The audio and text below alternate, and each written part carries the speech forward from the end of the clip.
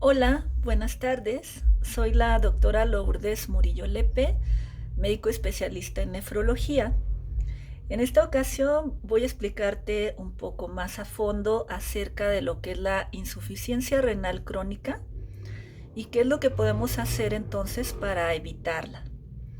En primer lugar, tenemos que las causas de insuficiencia renal crónica más importantes en México y en todo el mundo son las enfermedades crónico-degenerativas, como diabetes e hipertensión arterial. De manera que las personas que padecen de estas enfermedades son las que deben de llevar un control más estricto y vigilancia en cuanto a la función de sus riñones se refiere. Hay aparte otros factores de riesgo que digamos que si se van agregando en una persona, pues pueden hacer que entonces la posibilidad de presentar daño en el riñón sea aún mayor. ¿Cuáles son? Por ejemplo, fumar, consumir alcohol, utilizar drogas. Dentro de estas, pues tenemos que las que ocasionan más daño a los riñones son la cocaína, la heroína y que en la actualidad se han convertido en una causa muy importante de falla renal en niños y en jóvenes. Otra más son la obesidad, la presencia de algunas infecciones, por ejemplo, infecciones recurrentes de orina, eh, infecciones contagiosas como son el VIH, la hepatitis B, la hepatitis C, la sífilis. En el caso de personas que consumen muchos medicamentos que son para tratar dolores, como los analgésicos, los antiinflamatorios, pues tenemos que también son factores que pueden condicionar la aparición de daño renal. Si tenemos entonces una persona que es diabética, que tiene presión alta y que se conjuntan aparte varios de estos otros factores, pues entonces la posibilidad de que pueda llegar a desarrollar insuficiencia renal es todavía mayor. ¿Cuáles son entonces las recomendaciones para toda aquella persona que es diabética y que tiene presión alta?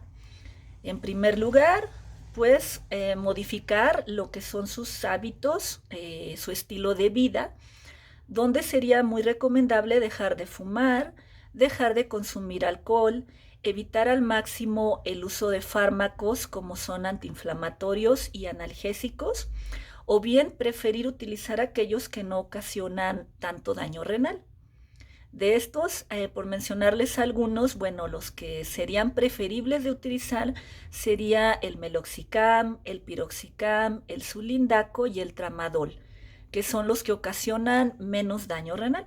Si comparamos, por ejemplo, con el ketorolaco, con el ibuprofeno, el naproxeno, el diclofenaco, que pues tienden a ser entonces más nefrotóxicos, quiere decir a causar más daño renal. La persona tendría también que mantenerse bien hidratada, es decir, tomar al menos 2 litros de agua al día. Y bueno, esta medida obviamente se va a ajustar a cada persona. Habrá quien puede tender a retener líquidos, a hincharse y entonces tengamos que disminuir. La dieta, pues también es sumamente importante. Una persona que es diabética, pues lógicamente que tendremos que evitar el consumo de aquellos alimentos que pueden elevar más su nivel de azúcar. Por ejemplo, los dulces, los chocolates, las mermeladas, la cajeta, la miel, los refrescos, el pan, entre otros.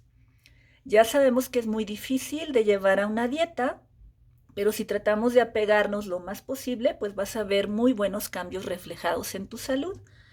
Referente a una persona que padezca de presión alta, pues lo ideal será disminuir el consumo de sal, de sodio en la dieta, para lograr también un mejor control en su nivel de presión arterial. Recomendamos también la realización de ejercicio, de la cual pues lo ideal es realizar 150 minutos por semana. Entonces podrías realizar 30 minutos 5 veces a la semana o bien 50 minutos 3 veces por semana. Y bueno, todo esto con la finalidad de ayudarte también a mantenerte dentro de tu peso ideal. Entre más cercano estés dentro de tu peso o bien te encuentres dentro del peso ideal, pues es posible que también requieras menos dosis de fármacos para estar mejor controlado. Quiere decir entonces que el control de tu enfermedad pues va a ser más sencillo. Ahora bien, ¿qué cifras o qué medidas, qué metas necesitamos cumplir en un paciente, en una persona diabética e hipertensa, para entonces disminuir al máximo el daño en sus riñones? En primer lugar, las metas de glucosa sería una glucosa en ayuno menor de 110 miligramos, una glucosa postprandial, quiere decir, si te checas tu nivel de azúcar 2 horas después de comer, pues lo ideal, la meta que buscamos es de que estés por debajo de 140. O bien un valor de hemoglobina glicosilada, que este es un análisis que se realiza en el laboratorio, un análisis de sangre, y donde un buen control se refiere a que esté por debajo del 6.5%. En cuanto a la cifra de presión arterial, la meta es obtener un valor de menos de 130/80 milímetros de mercurio. Hay que especificar que aquellas personas que ya tuvieron algún evento vascular, quiere decir que han presentado un infarto, una embolia cerebral, una hemorragia cerebral, pues la cifra es todavía un poco más estricta y aquí tendremos que buscar una presión arterial de menos de 110/70 milímetros de mercurio. Aparte de que protegemos el riñón, pues también disminuimos el riesgo de que se presente nuevamente un evento cardiovascular. Tercera meta, nivel de lípidos de grasa en sangre. En este caso, la meta de colesterol es encontrarse por debajo de 200 miligramos por decilitro, triglicéridos por debajo de 150, colesterol HDL o colesterol bueno protector mayor de 40 en mujeres, mayor de 50 en hombres, y un nivel de colesterol LDL o colesterol malo por debajo de 100. Nuevamente, para el caso de personas que ya han presentado algún evento cardiovascular, la cifra será más limitada, digamos que más disminuida. Y entonces tendrá que ser un nivel de LDL o colesterol malo por debajo de 70. En personas con insuficiencia renal crónica de moderada a avanzada, pues tenemos también otra meta que es el nivel de hemoglobina, quiere decir tu nivel de sangre. Y es muy importante que esté entre 11 a 12 gramos por decilitro. Tenemos que evitar entonces la presencia de anemia. El hecho de corregir la anemia disminuye o enlentece también lo que es la progresión de la falla renal.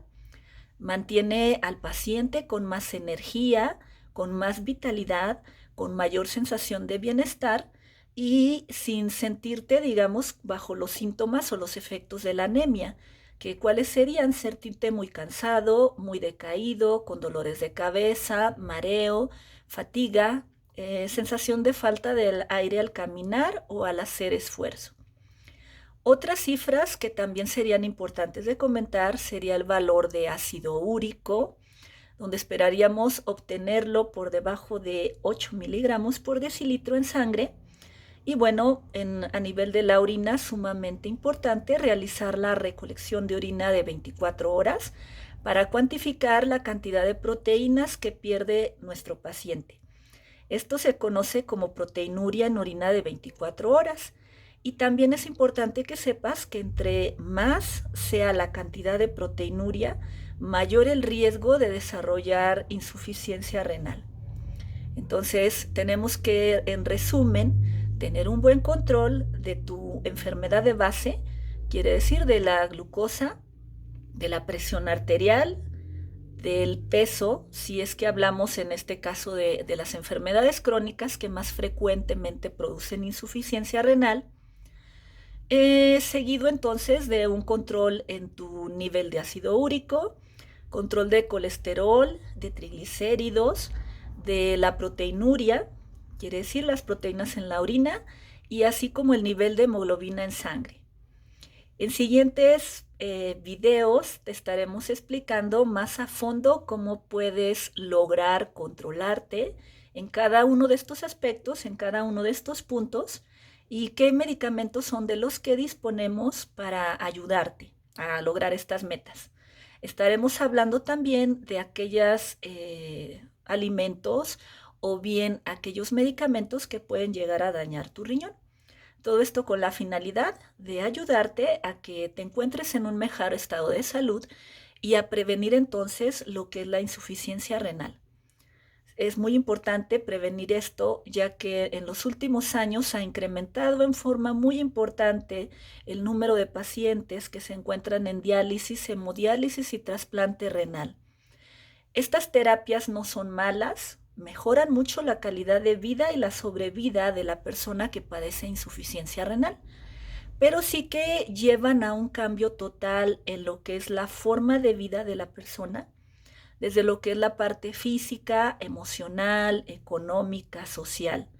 Entonces, aunque no son terapias malas, como te comento, pues ayudan a mejorar tu sobrevida, tu calidad de vida, si quisiéramos disminuirlo. ¿Cómo lo podemos hacer? Brindando información y apoyando entonces en prevención. Si estamos todos bien informados y compartimos información, entonces posiblemente nos pueda ayudar para ayudar a la vez a otras personas y disminuir entonces lo que son los casos o el número de casos de insuficiencia renal.